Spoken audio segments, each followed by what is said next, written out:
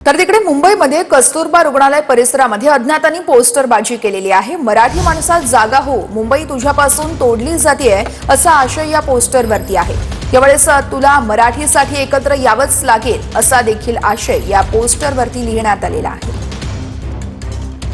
जे आहे ते आपण पाहतो की बॅनर वार सुरू झालेले आहे। आता मी मुंबईतल्या अथोरा रोड परिसरामध्ये आहे आणि याच अथोरा रोड परिसरामध्ये जे आहे ते या ठिकाणी अज्ञातांनी जे आहे ते बॅनर लावलेले आहे। मराठी माणसात जागा हो, तुझी मुंबई तुझ्यापासून तोडली जात आहे, यावेळी तुला मराठीसाठी एकत्र यावंच लागेल असे याचे पोस्टर जे आहेत ते कस्तुरबा रुग्णालयाच्या परिसरामध्ये आपल्याला लावलेले मिळतात। दुसऱ्या पोस्टरमध्ये असं लिहिण्यात आलेलं आहे की पायाखालची जमीन एकदा गेली की ती परत मिळत नसते, मराठी माणसा मुंबई वाचव, ही तुझ्या अस्तित्वाची शेवटची लढाई आहे, यावेळी तुला मराठीसाठी एकत्र यावंच लागते। खरं तर प्रचार सुरू आहे अगोदरच ही जे बॅनरबाजी जे आहेत ते आपण बघतोय की याच कस्तुरबा रुग्णालयाच्या परिसरामध्ये आपल्याला पाहायला मिळते। बॅनरवरून जे आहेत ते मुंबई महानगरपालिकेचं राजकारण मराठी विरुद्ध अमराठी भाषिक आपल्याला पाहायला मिळत आहे।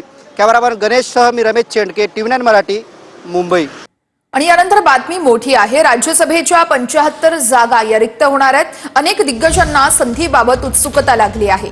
महाराष्ट्रातील 7 जणांचा यामध्ये समावेश आहे। मल्लिकार्जुन खरगे, शरद पवार, रामदास आठवले, माजी पंतप्रधान HD देवगौडा, दिग्विजय सिंह यांचा देखील यामध्ये समावेश आहे। 22 सदस्य 2 एप्रिलला तर 15 सदस्य 9 एप्रिलला निवृत्त होतील, तर जून महिन्यामध्ये 22 सदस्य निवृत्त होणार आहेत, तर नोव्हेंबरमध्ये 11 सदस्यांचा कार्यकाळ हा संपत आहे।